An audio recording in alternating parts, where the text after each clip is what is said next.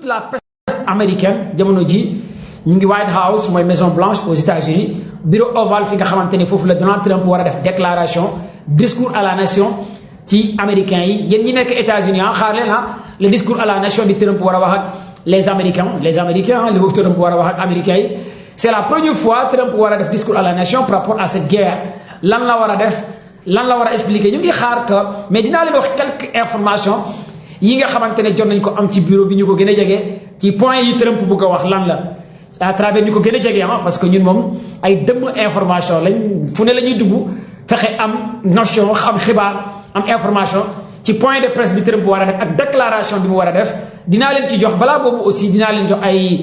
li nga xamante ne mooy actualité tey lu xew ci Moyen-Orient bi kon gars yi bëgg naa ngeen partager maximum le live gars yi dafa war a gaaw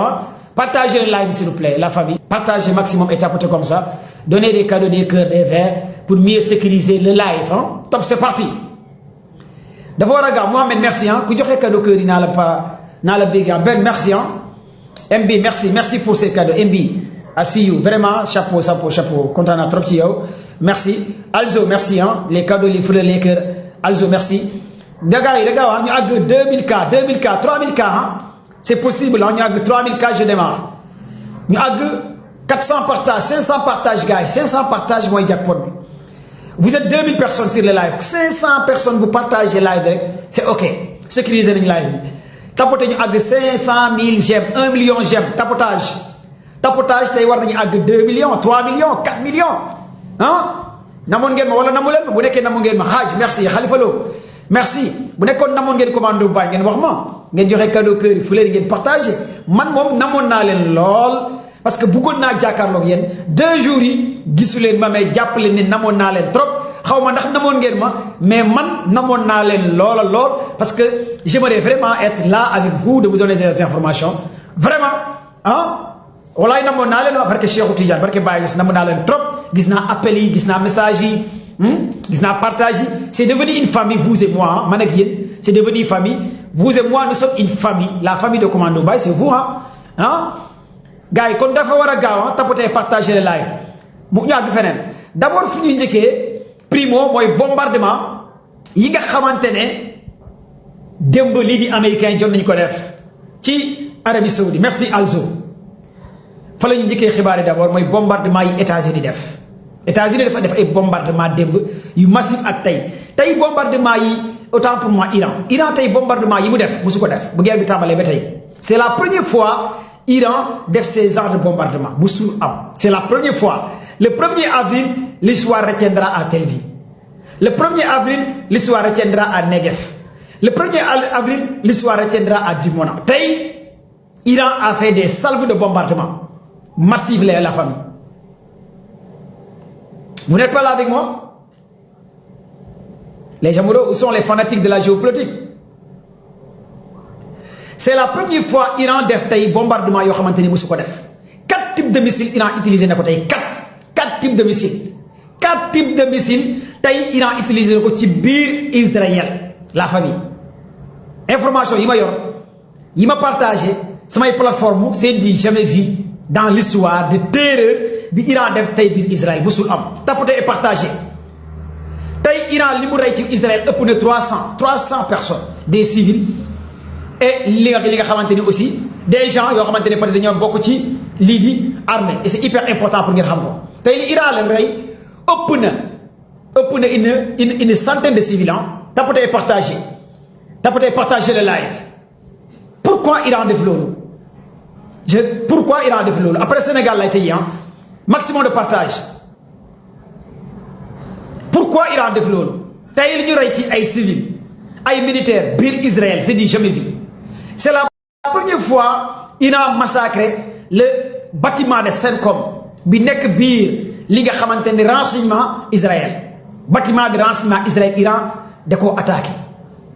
siège Mossad bi Iran da koo attaqué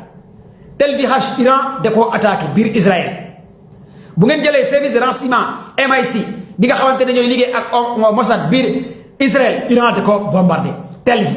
tey Iran li mu yàq ci Israël mën naa ne c'est du jamais vu tous les systèmes de défense anti-aérienne Israël amul benn bu mën a réaction le front de David, le dôme de fer, les patriotes américains, le THAAD, tous ces systèmes de défense anti-aérienne, mënuñoo li nga xamante ne les missiles iraniens. Iran a utilisé 4 types de missiles: Khaybar,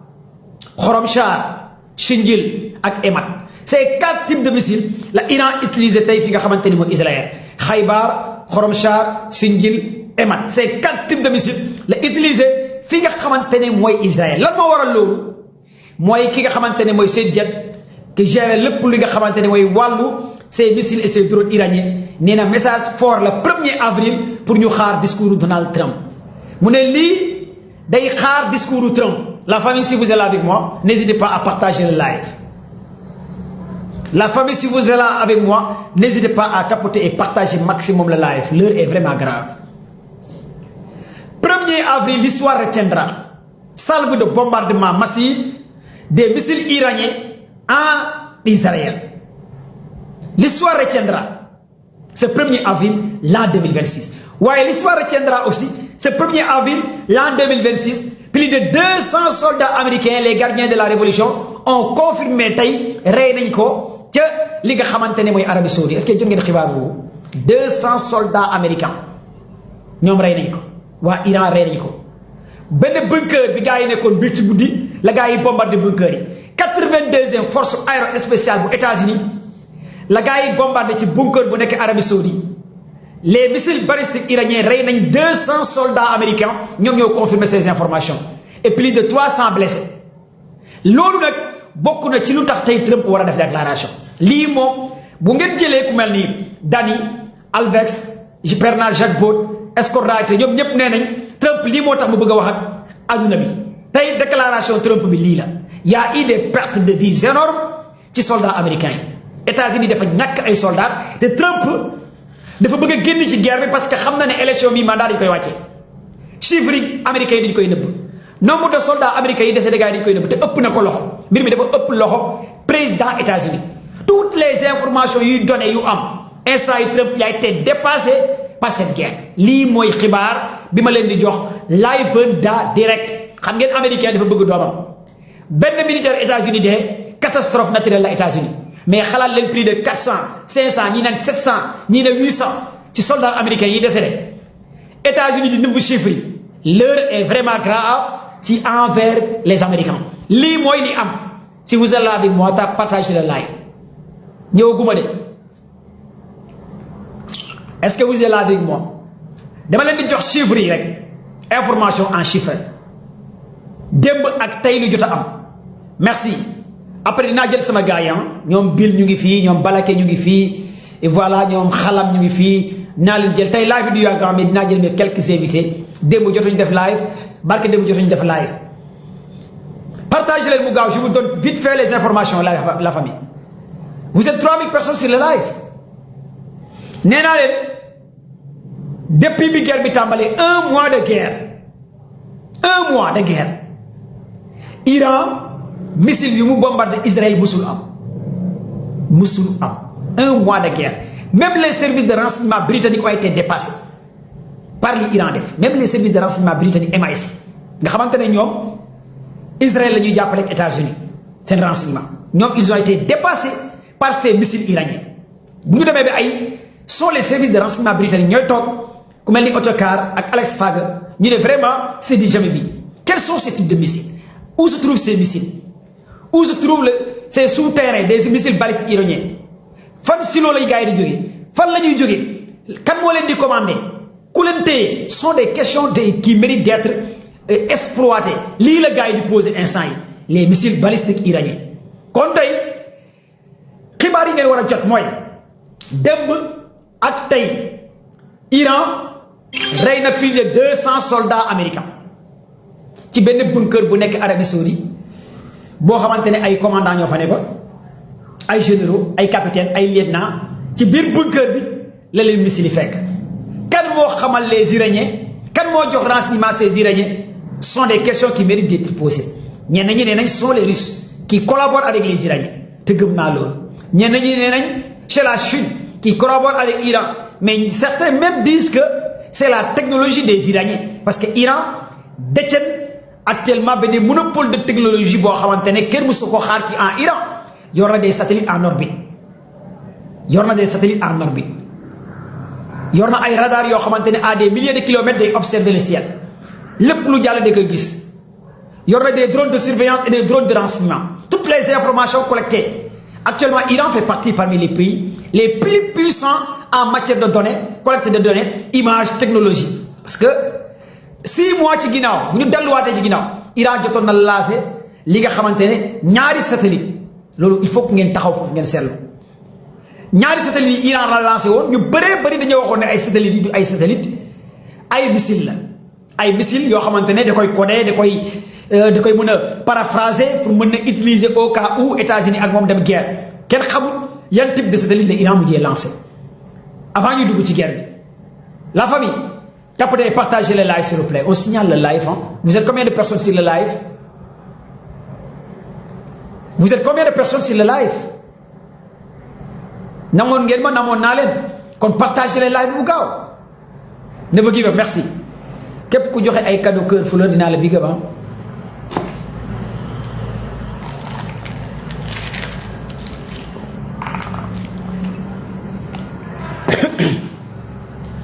ñaari fan yi jotuma def live gis naa téléphone yi message yi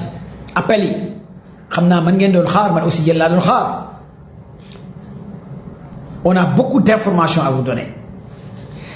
li ci gën a am solo mooy pourquoi Trump bëgg a wax tey parce que l'heure est grave pourquoi Donald Trump convoqué la presse américaine pour wax ak ñoom parce que l'heure est grave dans 2 heures de temps Trump day wax 3 heures de temps Trump day wax États-Unis est-ce que vous êtes au courant de cela la famille? Est-ce que vous êtes au courant que Donald Trump day def déclaration à la nation di wax ak peuple américain yi tey ci guddi est-ce que am ngeen xibaar yi laay bëgg daa lan moo xew lan la war a wax toute la presse américaine ñu ngi White House Maison Blanche bureau ovale di xaar le président le plus puissant des États-Unis d'Amérique Donald Trump lan la war a wax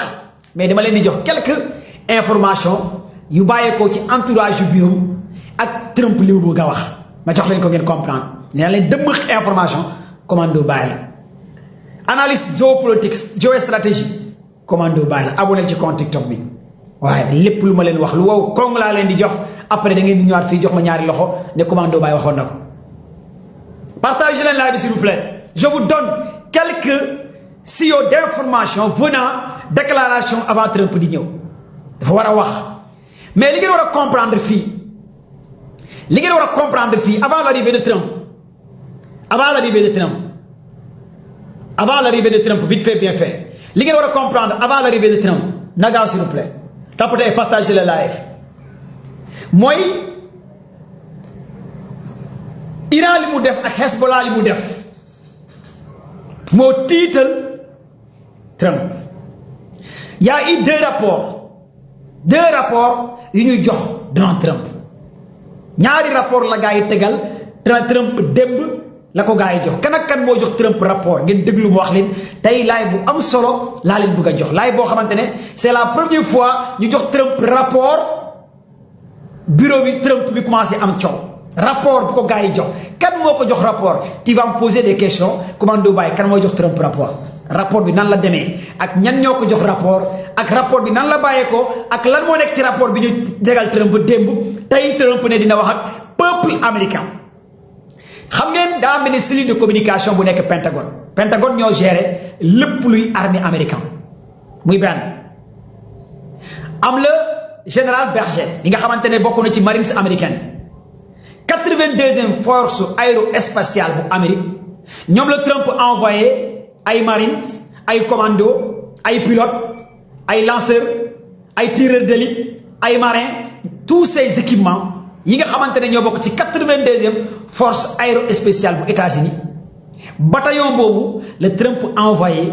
dama bëgg ngeen déglu ma li may wax tey dafa am solo trop te dama bëgg ngeen xam lan moo xew États-Unis ak États-Unis c'est la fin quoi en fait c'est la fin des États-Unis d'Amérique on approche à la fin je répète li ma leen di wax tey bokk na ci live bu ma gën a ñor tey parce que dama bëgg a détailler expliquer leen 1 mois de guerre 1er avril bi lan moo xew tey ca États-Unis d'Amérique ak les services compétents ban rapport la ñu tegal Trump ci table bi ak lu tax tey Donald Trump ne day def déclaration à la nation Trump dañ ko tegal ñaari rapport bi benn bi muy le Pentagone cellule communication américain yi daa am lu ñuy jëppee Pentagone c'est l'armée américaine c'est la puissance armée américaine am nañ lépp lu jëm ci wàllu xibaar wala information yéen ñëpp xam ngeen que ne bari dégg daa am benn catastrophe bu doy waar bu am États-Unis lu yéeme lu am États-Unis am ay presse yu ko génnee wax ko jotuma def live mooy barke démb wër naa TikTok bi sax ndeysaan gisuma kenn wax ko même la presse sénégalaise gisuma sax télévision di ko wax mais ça me fait mal nag ma gis gars yi waxuñ ko quelque Al Jazeera ak professeur Dani ak Scorite Mahamandi laa gis gars yi di ko wax mais ma ne waaw ndeysaan ma ne ok tey dinaa live bien vrai que amoo temps mais dinaa la expliquer leen li am mooy États-Unis amatuñ communication ci Moyen-Orient bi ils ont reconnu que communication directe image directe information directe ci Moyen-Orient bi mënatuñ contrôler Moyen-Orient bi américain ils ont premier rapport bi génn mooy communication bu États-Unis war a am ci Moyen-Orient bi da koo rëcc lii la gars yi tegal Trump ci table bi lan la ko gars yi xam ne ñu ne ko premier radar FP 132 bi nga xamante ne moo nekkoon ci Arabie Saoudite Émirats arabes mooy radar américain bi jar $1 milliard américain bu doon jox États-Unis lépp lu nekk ci données collecte de données information ci les missiles iraniens données collecte information missile drone renseignement radar boobu mu ngi tudd radar FP 132 jar $1 milliard moom la Iran yàq ci 4 jours de guerre bu ñu commencé def guerre moom la Iran yàq te radar boobu moo doon jox américains yi CENTCOM mooy commandement central États-Unis bu nekk Moyen-Orient mu ngi tudd CENTCOM am ñaari généraux yu fa nekk Fabre ci la nekk Berger ci la nekk ak beneen Michael Top ñoom ñëpp sont des éléments yoo xamante ne ñaar ñi retraité nañ mais kenn ki retraité il est en actif est-ce que vous êtes là avec moi ñooñu xamal nañ Trump ci la Trump déployé indi beneen avion bu tudd AWACS mooy avion américain bi ñu indi barki démb war a remplacer drone boobu radar boobu mooy avion AWACS américain bi moom la Trump yóbbu ca Arabie Saoudite avion bi l'objectif c'était pour mu remplacer radar bi di joxe xibaar information à distance de 4000 km 5000 km toutes les missiles iraniens les drones iraniens l'information iranienne les radars iraniens avion bi AWACS bi day joxe xibaar joxe information lépp lu nar a ñëw ci Moyen-Orient bi loolu moo nekkoon avantage avion bi kan moo ko demandé pour mu ñëw mooy les Émirats arabes ak Mohammed Ben Salman yéen ñëpp xam ngeen que ne dafa amoon benn genre échange oula bu métti bu am diggante Mohammed Ben Salman ak kii di Donald Trump ça fait 4 jours ci ginnaaw Trump dafa saaga Ben Salman saaga waa Koweït te wax naa leen 1,5 trillion de dollars américains ils ont Arabie Saoudite jébbal na ko États-Unis ay accord de défense waxuma milliards de trillions allez essayer de convertir 1,5 trillion de dollars ñaata la ci alal ñaata la ci xaalis c'est du lourd je parle trillions je parle pas des milliards de dollars américains je suis dans les trillions de dollars américains trillion moo gën a am doole milliards de dollars bu ñu jëlee ci loolu les coopérations de défense yi Arabie Saoudite signé ak lii nga xamante ne États-Unis ça dépasse 1,5 trillion de dollars américains ci défense kese ci communication ci technologie et cetera bu ñu jëlee Émirats arabes quand on parle des Émirats arabes les Émirats arabes signé les coopérations de défense ça tourne autour de 1,4 trillion de dollars je parle des trillions la famille je suis dans les trillions de dollars américains si vous êtes content avec moi ou bien ngeen partage live bi gars yi je suis pas d'accord vous êtes 4000 personnes sur le live et on signale le live gars yi tapate leen ngeen partage live s'il vous plaît wala na moo leen commando bàyyi démb commando live ma démb ñaari fan yi live ma tey ma ñëw di leen jox xibaar yu wër te wóor di leen wax Trump ci kanam mu ngi war a wax di leen wax expliquer lan moo xew ak lu tax mooy la fin des États-Unis mooy taxaw nii na gaaw gars yi partagez leen mu gaaw s'il vous plaît la famille xam nga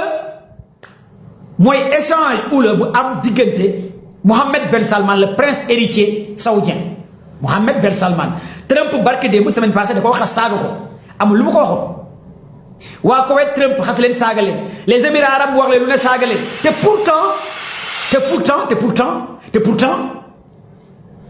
les coopérations de défense américains ñoom ñoo signé accord pour ñu protéger Émirats arabes américains yi Arabie Saoudite Koweït lii la gars yi signé ak gars yi Arabie Saoudite ak Émirats arabes jël ay trillions de dollars ay milliards jox ko Trump américains yi pour ñu protéger leen parce que parapluie nucléaire États-Unis ak Israël moo war a protéger li nga xamante ne mooy Arabie Saoudite mooy le Moyen-Orient le parapluie nucléaire Israël ak États-Unis est-ce que vous êtes là avec moi léegi nag xam ngeen lan moo xew mooy que ne le renseignement américain dañoo xamal carrément Trump premier rapport bi ñu ko tegal ci table bi mooy ginnaaw bi Iran yàqee l'avion bi jar 160 milliards de dollars CFA 160 milliards de dollars boo convertir lu muy jar en dollars américains ça tourne autour de 160 milliards de dollars CFA la benn AWACS américain di jar avion bi Iran yàq boo koy convertir en CFA 160 milliards imaginez-vous avion buy jar 160 milliards 160 milliards ça c'est de la folie lii alal la xaalis la koppar la lii lay avion bi Iran yàq lii lay jar Iran yàq ci ñaari avion la ci Iran yàq la famille rapport bi nga xamante ne ñoom confirmé nañ ko teg nañ ko ci table yi dañoo xamal carrément Trump amatuñ observation amatuñ communication concernant les missiles balistiques iraniens quittant de l'Iran di ñëw fi nga xamante ne ci région bi amatuñ ci benn observation muy premier élément bi gars yi tegal Trump ci rapport bi muy Pentagone la communication Pentagone renseignement bi bu ñu jëlee ku mel ne Scott Ratter wax na ko bu ñu jëlee ku mel ni professeur Dani wax na ko Alex Fagg wax na ko tous ces gens là ñoo confirmé que les renseignements communication américains tegal nañ démb Trump ne ko kat avion AWACS bi nga indi woon Iran yàq na ko te avion AWACS bi wax naa leen barke démb lan mooy njëriñam tey dinaa ko waxaat pour ngeen comprendre avion AWACS du avion F-35 avion AWACS du avion F-18 avion AWACS du avion KC-135 ravitailleur avion AWACS du avion F-35 furtif wala B-2 wala Boeing non avion AWACS bokk na ci avion yu gën a sophistiqué ci adduna bi boo xamante ne mën naa ne seul américain ñoo ko am seul américain lan mooy njëriñam mooy avion AWACS mooy day joxe communication mooy joxe CENTCOM avion F-35 F-18 B-2 furtif yi B-2 Spirit yi B-52 yi américains yi yuy chargé les gros bombes GBU de 13 tonnes F-35 américains F-18 américains Eagle yi tous ces avions américains AWACS moo leen di jox seen commandement lii mooy njëriñu avion bi AWACS mooy joxe commandement le CENTCOM Pentagone États-Unis day relier directement avec AWACS mooy CENTCOM le commandement bi nga xamante ne moo nekk ci Moyen-Orient bi il travaille directement avec li nga xamante ne les pilotes le commandement avion AWACS bi parce que moom lépp luy brouilleur GPS missile bii ñëw envers Moyen-Orient wala lu war a ñëw drone avion bi moo koy détecté avion bi mooy joxe champ de tir bi baax na wala baaxul feu dóor leen fii ngeen war a viser Téhéran baax na wala baaxul feu dóor leen système de défense anti-aérienne Iran mu ngi nekk en alerte wala nekkul en alerte feu dóor leen communication bravo Alpha Charlie Delta ok Mike tout c'est ok tout est nickel gars yi fëgg lii mooy avantage bi lépp luy donner information par le biais des satellites militaires russes et par le biais des renseignements russes parce que tout est coordonné ay coordination la avion bi mooy coordonné avec les satellites civils russes les satellites militaires russes jël information avec lépp li nga xamante ne aussi mooy données yi Iran wax moom tax Iran attention moo tax Iran ne dina attaquer Google Microsoft Tesla SpaceX foofu nag dinaa leen expliquer lu am solo pourquoi Iran ne day attaquer ces services technologie américains ces géants américains technologie Google Microsoft SpaceX bu Elon Musk Tesla mais Alibaba et cetera pourquoi Iran bëgg a attaquer yooyu fii ngeen di xam ne que les nerfs de la guerre c'est de l'information qui détient l'information gagne la guerre ces services technologie américaines ces géants ñooy jox coordonnées information lépp li nga xamante ni les Iraniens dañ koy def ñoom dañuy participer ci guerre bi lii mooy lu am moo tax même IA bi ngeen di gis parfois tey dinaa leen wax lu am solo ci IA yéen ñëpp ngeen xool parce que des fois ma gis benn vidéo boo xamante ni dëgg la ci affaire nga gis Sénégalais yi naan IA la du dëgg alors que dëgg la est-ce que xam ngeen américains yi dañoo utiliser IA comme arme de guerre bu nekkee dañoo rey 200 soldats américains nga publier ko sa page Facebook IA day ñëw modifier ko ne la c'est IA fake news la alors que c'est avéré est-ce que xam ngeen loolu est-ce que xam ngeen IA day participer di jàppale États-Unis ci lépp li nga xamante ne pour manipuler information yi tey bu ñu reyee 200 soldats américains nga publier ko ci X wala Twitter wala YouTube wala Facebook IA di naan fake news la baaxul xibaar bi wérul parce que IA dafa dem jàppale américain loolu foog ngeen xam ko yéen sénégalais moo tax parfois y a des gens qui m'envoient des vidéos dama commande Dubaï dañoo gis benn affaire sa page Facebook IA nee na ñii nee nañ IA la man leen kan moo créé IA attendez kan moo créé IA gars yi kan moo créé IA c'est pas IA bi gars yi contrôlé ni instant ce sont les américains c'est Israël fake news bi ñuy wax kan moo koy wax ñoom la di ñoom ñooy gagné ñoom ñooy naan fake news la ñoom ñooy naan vrai la kon donc c'est pas la peine que ngeen di amati information ci ñoom bu ñu demee ba shutdown lépp luy donné d'information Israël ne kenn du ko génnee kon am na lu ñuy nam tàppe yi njëkk rek 1,5 million personnes kooku maanaam fa ko population Iran tegoon ak xam-xam bi mu yoroon jël Russie indi leen Syrie ngir ñu jàppale Syrie encadré Syrie taxaw maanaam jàppale Liban ba Liban tey jii am doole jiim am ci parlement bu Liban ñoom ñoo kuréelu Hezbollah loolu dafa yéeme beneen it dañuy wax lenn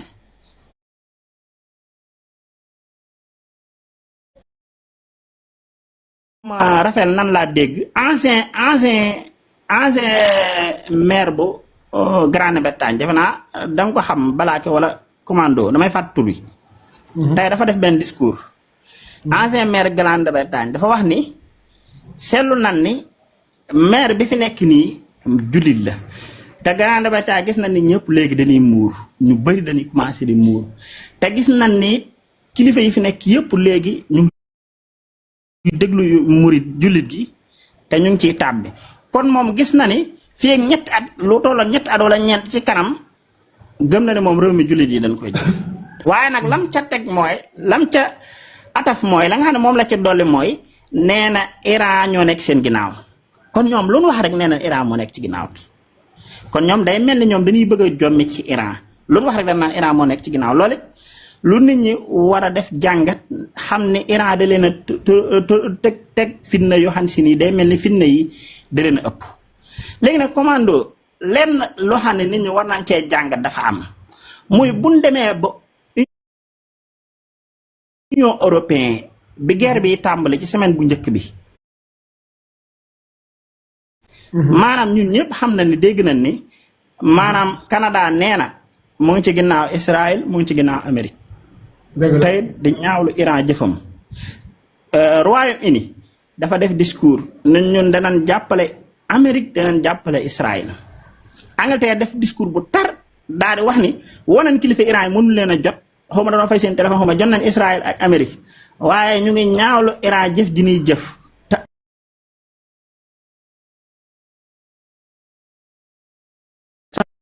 clair la boo xam si nii mboolem li yàq woon ci guerre mondiale bi benn sous-marin bi rek mën naa yàq lu toll noonu kon nan ko xam léegi ñu dem ba si jëmmi jamono tay wala tay ak démb ñu dégg ñu ne Italie tëj na espace aérien am nee na Amérique du ko utiliser ñu jékki-jékki dégg ñu ni France moom moom it tëj na espace aérien am nee na Amérique du ko utiliser ñu toog dégg Espagne naka noonu tëj na ko Angleterre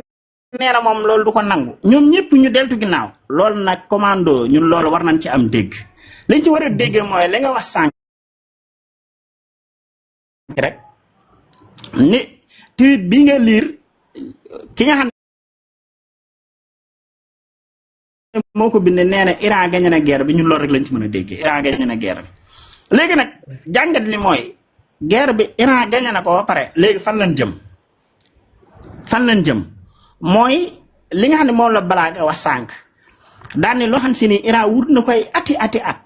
dem na réunion bu ne ci àdduna Iran dem na fu ne réunion et Amérique woo na ko fu ne réunion ci semaine yii mën a fayee ko Détroit d'Ormuz bato bu jaar gën koo néew nga am 2 milliards de dollars wala 2 milliards de euros loolu Iran mus koo mën a am te territoire am la mus ni day def négociation loolu Iran du ko def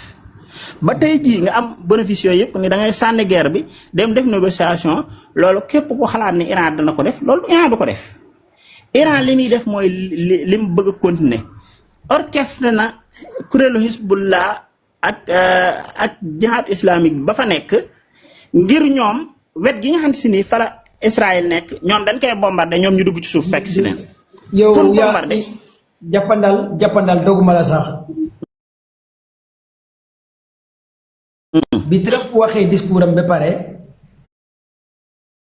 réaction bu njëkk a génn ci Iran ci télévision Iran wa jox leen ko live and waa Iran lan la ñuy tontu Trump ci média gars yi benn image laa leen di woon lii la gars yi tontu Trump ci discours bi en image xool leen lii image yi mooy daw télévision Iran vous regardez les images média Iran direct télé bi lii la Iran wane ci télé bi pour tontu Trump.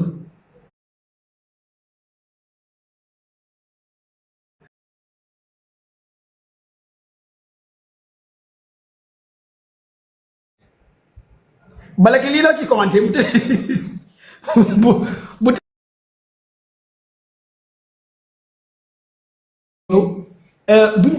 ma c'est jamais vu est-ce que xam nga les Iraniens sont des stratèges regardez xool leen missile yi gars yi wane suuf terrain bi lii la Iran di wane Trump bu mu paree lii la Iran commencé wane ci suuf terrain gis ngeen ay drone ak ay missile lay gars yi di wane quoi lii lan lay tekki bu ngeen gisee image yi mooy que ne guerre bi jeexul mooy que ne regardez les missiles gis ngeen missile yaa ngi kenn xamul fan la missile nekk télé Iran moo wane image yi Trump wax na ba pare gars yi wane lii gars yi dañoo xamul lu xew mais iranien yàgg nañ préparé bi waaw ñoom musuñu sóoraale Israël parce que xam nañ ñoom seen bopp xajuñu si kaw Israël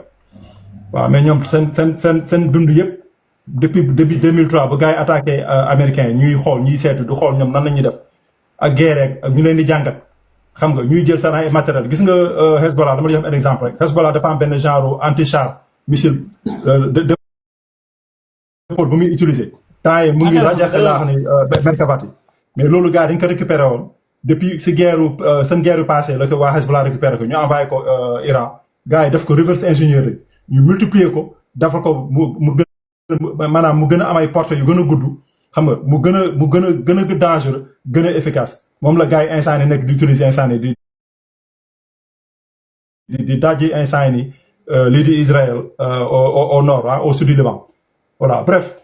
bon man lu may wax rek commando baay ma tëjee foofu rek ma bàyyi leen ba beneen yoon incha allah dama am leneen lu ma war a saytu fii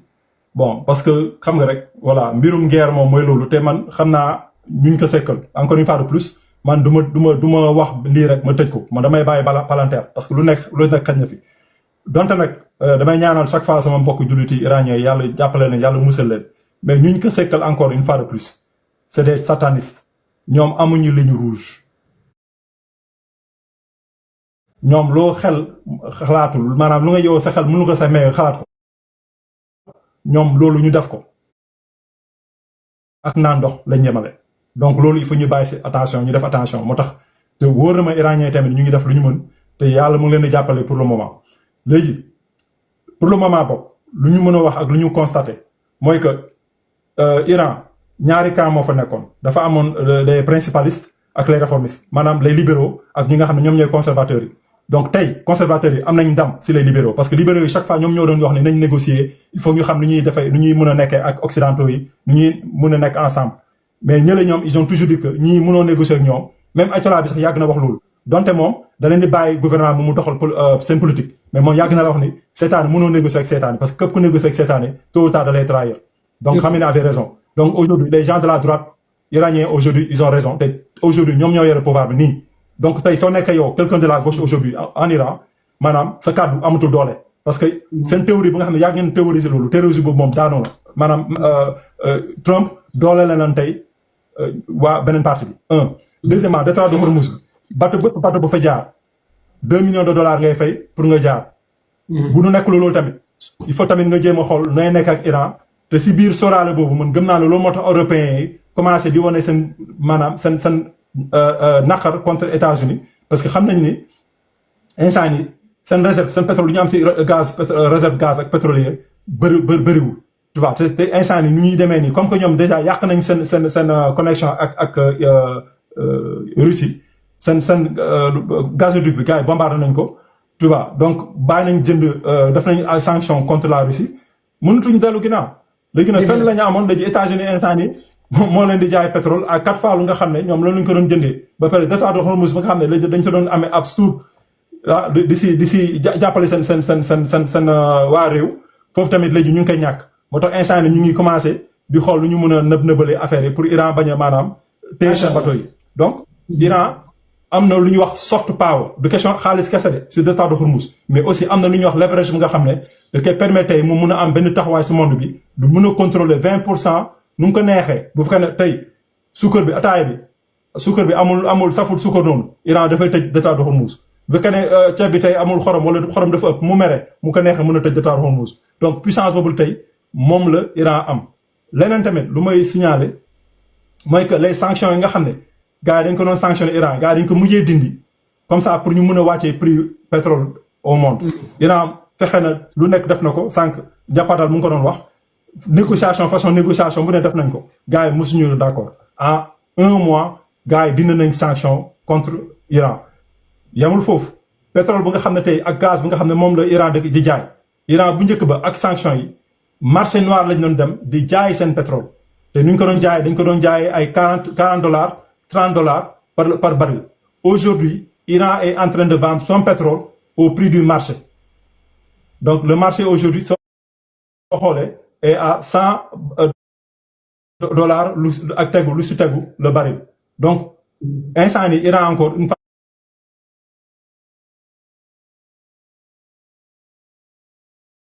de plus mu ngi si am ndam tôt ou tard tamit il faut ñu xoolaat loolu te dëgg naa ne américains yi wax ne ñoom soo mootulee dañuy mujjee dindi base yi nga xam ne moo nekk dans le Moyen-Orient ñu yóbbu leen Israël loolu tamit bés mu nekkee dam bu rëy lay nekk si Iran en tout cas pour le moment moom Iran moo appoo vent bi donc ñu continuer leen di ñaanal mais di wax ne merci voilà di wax ne nañ def attention tamit jeexagul parce que xam naa am sa mbokk américains yi parce que moment yi may wax nii malgré discours Trump nee na dañuy wàññi guerre bi mais ñu ngi yóbbu matériel encore ñu ngi yóbbu ay soldats lii di Moyen-Orient donc nañ def attention si loolu ba baa leen di rafetlu. ok jàppandal aussi moom moo wàcc jàppandal moo wàcc après mën naa ñëw après tàggoo ma defal leen résumé live bi. voilà macha allah intervention bu rafet la def lu am solo. dara laa bëggoon corriger mooy lu ma waxoon ni voilà Amérique amul gaz Amérique am na gaz mais gaz de schiste lañ yor mais gaz nga xam ne da nga koy ñun nu ñu ne fracking dañ koy def quoi voilà ñoom genre boobu gaz boobu lañ yor moom lañu ci dans la envoyé benn photo benn vidéo sànq commando baay nga partagé gars yi du nga reetaan du nga am looy may gars yi ba si kanam. ok merci Balaké jërëjëf. ok merci Balaké merci gars yi nekkoon ci live yi ñëpp ma dafa leen juste benn résumé bu ndaw ci li nga xamante ne moo xew gis nga lii la Iran wane léegi seen tunnel souterrain yi missile yi voyé missile Iran yi Xaybar yi lii Trump waxee ba pare lii la Iran wane ci télévision Iran drone yaa ngi ni image yi bi Trump waxee ba pare lii la télévision Iran teg léegi nii vite fait gis ngeen missile ya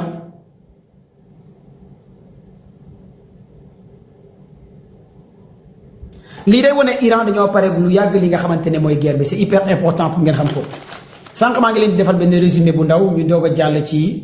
tëj live bi parce que tey nag xam naa ne du ma mën a jël kenn ci demande yi damay def leen résumé rek après ñu tëj live bi ma wax un peu ci actualité Sénégal ci semaine bii la xew am lu ma ci bëgg a wax loo xamante ne Sénégal la mu ñor ma trop quoi ma war cee wax sama xalaat sama point de vue d'abord lu ñu leen di wax rek mooy Trump dellu na ginnaaw Trump a reculé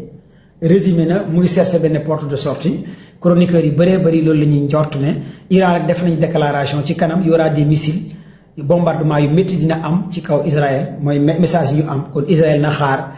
lépp lu ci mënti am aussi dinañ ñëwaat ak yéen ci yeneen live expliquer leen wax leen ko incha allah d'ici demain ak yeneen vidéo ci kanam dinaa dugal benn vidéo pour ngeen xaar vidéo bi baax a baax kon tey lii laa leen indiloon lii laa bëggoon ngeen wax lii laa leen indiloon ci li nga xamante ne mooy résumé bi mooy par rapport ak li nga xamante ne boobu léegi yéen a ngi koy xaar ci guerre bi mooy nekk États-Unis ñàkk na ci semaine bi avion AWACS boo xam AWACS mooy avion de renseignement ñàkk na ci ñaar ak avion ravitailleur de 7 à 5 ak F-35 F-18 États-Unis li mu ñàkk ci ay soldats ëpp na une 300 état ñoom nag nee nañ ay 13 soldats la ñu am ak des blessés loolu bokk na ci seen zone de commandement bi seen centrale bi seen information seen données Iran nag pare na pour attaquer les installations technologie lu mel ni ay Apple lu mel ni Google lu mel ni Microsoft loolu lépp Iran pare na pour bombarder ko Iran aussi wax na heure yi di ñëw fan yi di ñëw missiles yi di ñëw missiles yi dina ñëw léegi ci kaw lii di Israël loolu aussi c'est hyper important pour ngeen xam ko bon li ma bëggoon a wax rek mooy ci actualité bi nga xamante ne y a tellement stigmatisation di commencer am ci Sénégal loo xamante ni aussi ginnaaw bu président Diomaye homologué validé loi góor jigéen ñi Sénégal yu bëree bëri yi nga xamante ne gëm nañ Sëñ Touba gëm Baye Niass gëm Limamou Laye ñun ñëpp ñu encouragé encore ki nga xamante ne mooy président Bassirou Diomaye Diakhar Faye li mu validé projet loi borom ñaari turi góor jigéen ñi ak Ousmane Sonko mi am courage am fit porté agenda bi yóbbu ko ci assemblée nationale di wax ne lii il faut que gars yi xam ne lii mbiru Sénégal la lii du affaire APR du affaire Pastef du affaire PDS affaire réew la ñëpp xam nañ ne góor jigéen amul benn askan bu muy am askan boobu dem ci kanam askan bi soit day yàqu da koy nuire da koy détruire kon li commencé am nañ gërëm gouvernement bi ci gouvernement Sonko ak Diomaye ci lañuy xam borom ñaari turi ci gouvernement Sonko ak Diomaye ci loi bi jàll ci gouvernement Sonko ak Diomaye ci la ñuy xam ñan ñooy góor jigéen ñi ak lan mooy Sénégal parce que nguuru Abdoulaye Wade dañoo nëbb Macky Sall la ñëw gën ñoo nëbb may leen doole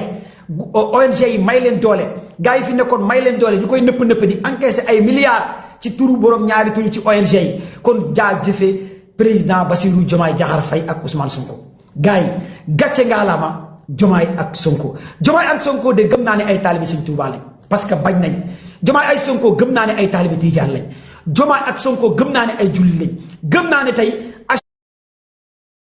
ashadu an la ilaha illallah ashadu anna muhammad rasulullah baatu Allah mu ngi gilli seeni xol li nga xamante ne tey def nañ ko même su nekkee Sénégal dañoo tëj ci ay financement ci ay ONG ci ay nangam nañ gëm ne que ñun kese ñoo mën a libérer Sénégal kon mention spéciale gouvernement bi parce que réew mi réewu Sëñ Tuubaa la réewu Baye Niass réewu Hadj Malick Sy réewu Limamou Laye mënoo nekk ministre DG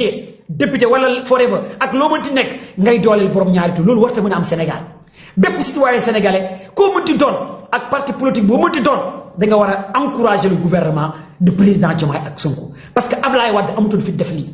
Abdou Diouf amutoon fi def lii alal ji la woon alal ji ko doon tubaab yi doon jox moo tax Abdou Diouf amutoon fit laal góor jigéen ñi Ablaye Wade lu mu nekk suñu père lu mu nekk suñu maam amutoon fit laal góor jigéen ñi parce que alal ji doon tubaab yi doon dugal Sénégal Macky Sall kenn waxu ko Macky Sall moom amutoon fit juróom-ñaari xelam amutoon fit laal góor jigéen ñi kon tey bu gouvernement bi ñëwee def ko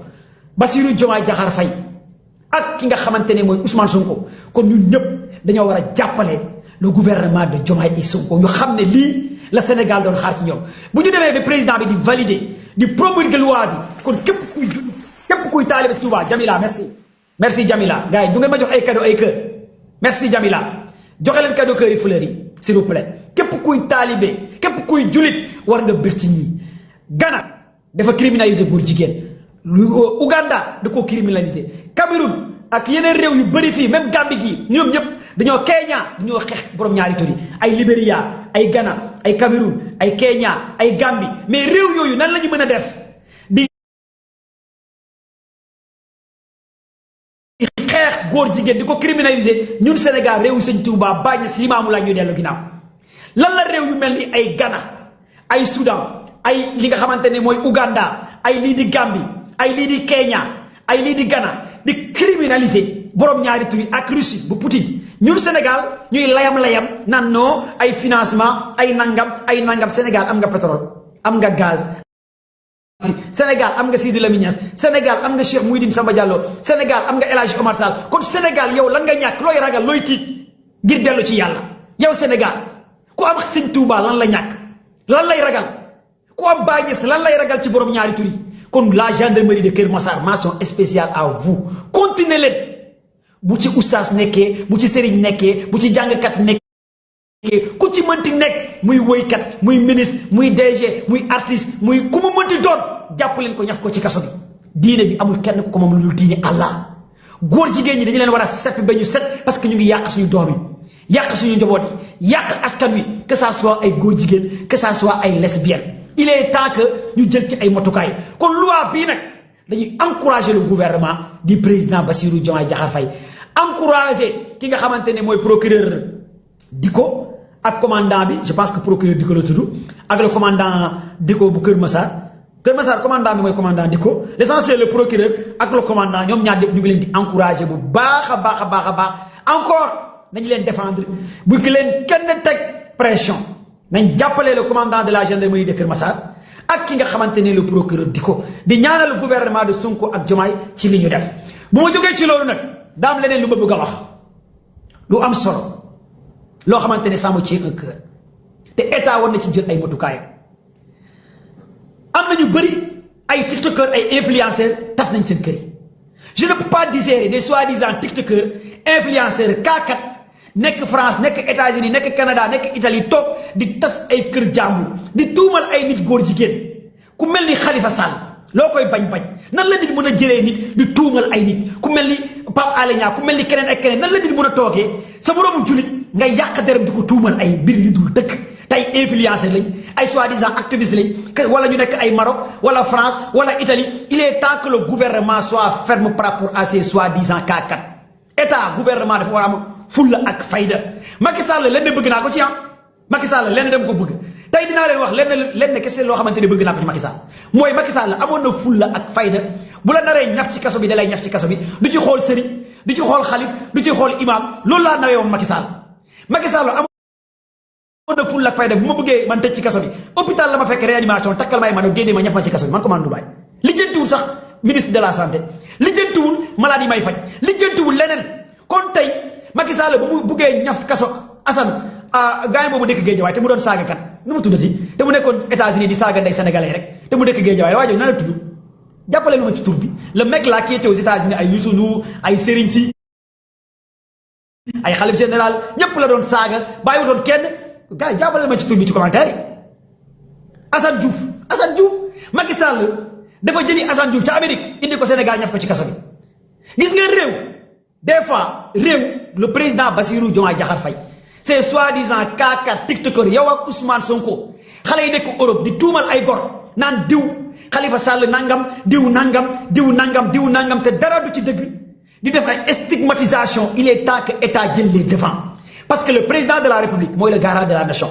le président de la République mooy le chef suprême des armées le président de la République mooy le gardien de la constitution on ne peut pas tolérer ay influenceurs ay tiktokeurs ay xale yu jigéen tekkuwuñ dara ay soi-disant tiktokeurs kenn xamul ay góor jigéen lañ kenn xamul ay activistes lañ kenn xamul ay góor yàlla lañ nekk Europe tey ñu saaga ndey kii suba ñu saaga ndey kale gannaaw suba ñu saaga ndey kale gannaaw suba ñu sosal kale état toog di leen seetaan te ñu am fi ay famille yor nañ fi ay famille na état jël seen i papa seen yaay ñax ci kaso bi dinañ nekk ay nit tolérer des gens nekk di envoyé xaalis am nañu ay famille na état bloqué seen compte bancaire au Sénégal képp ku envoyé sa papa sa xaalis ñu bloqué ko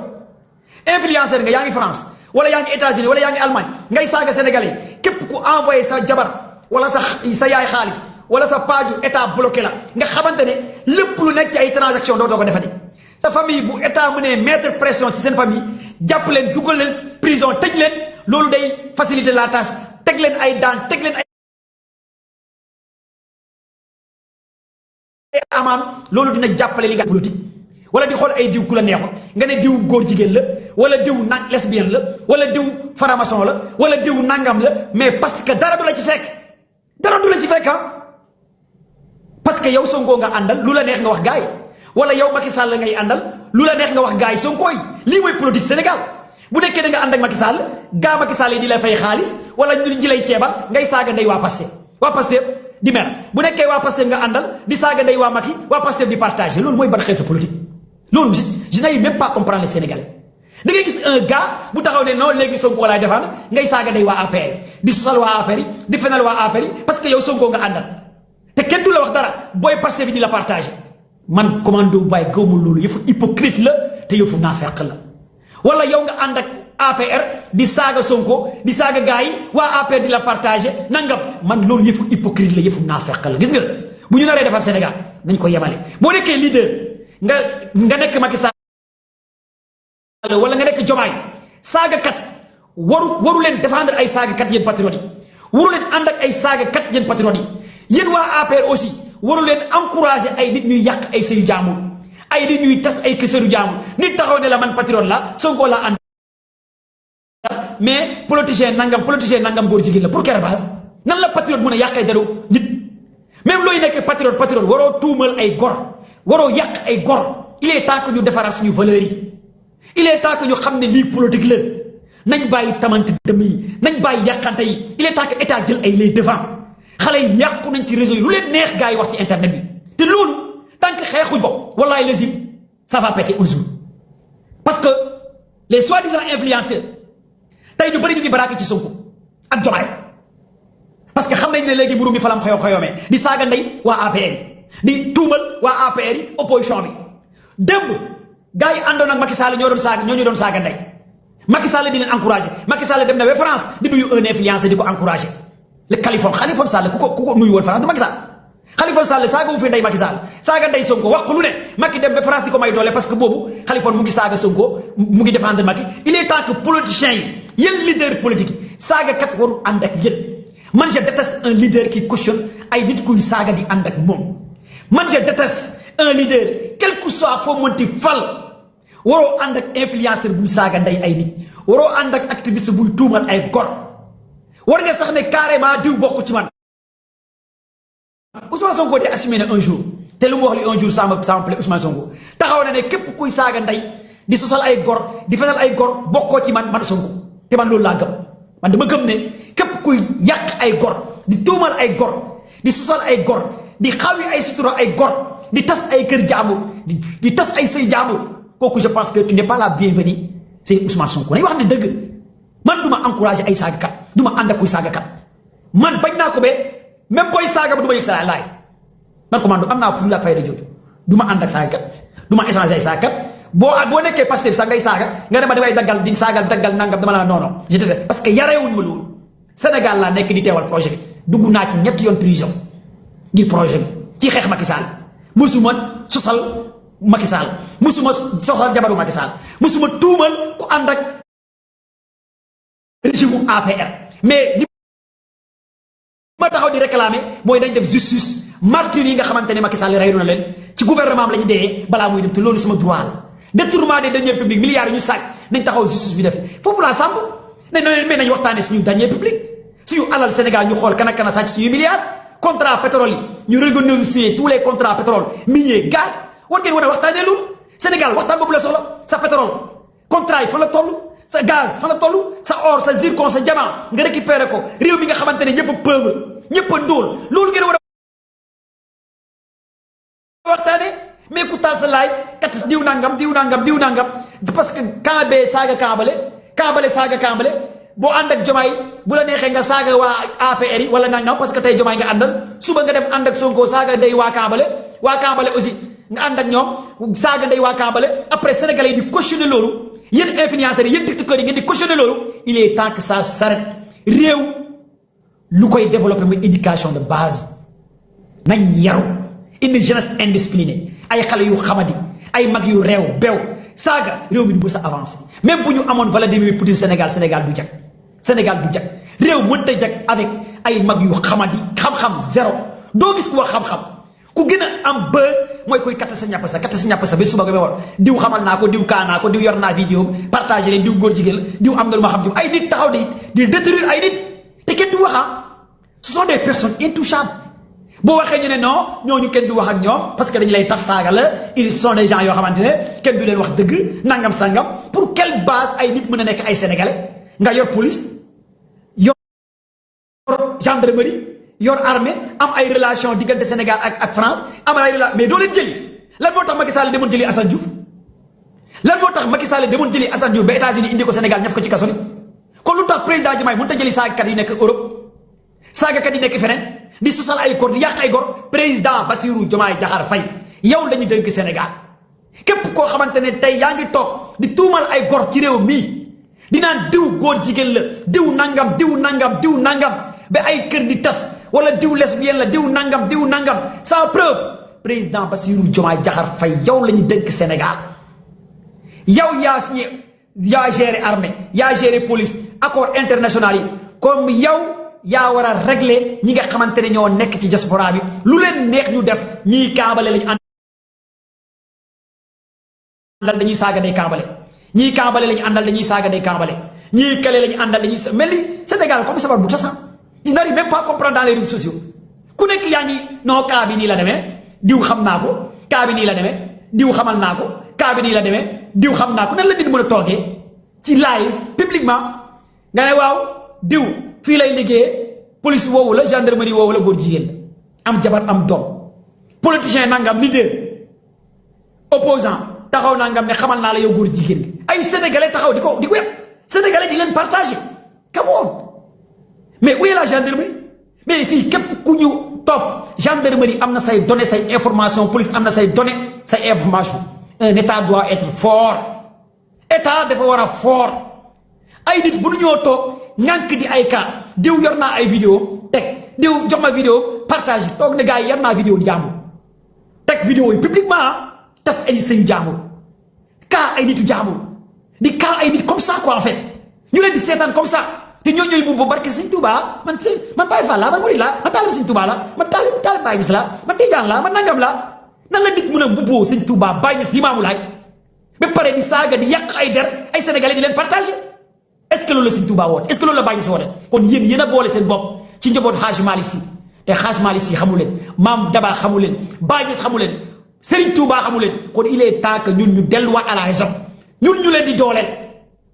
dooleel parce que ñun aussi askan wi ay responsable lañ ci li xew Sénégal ñun ñoo leen di doole ñun sénégalais ñoo leen di may doole sénégalais yàkkamti na toog fu ñuy yàqee moroomu sénégalais muy jubilé di bég mel ni koy dugg àjjana Sénégal ngay gis ñuy yàq deru bokkam di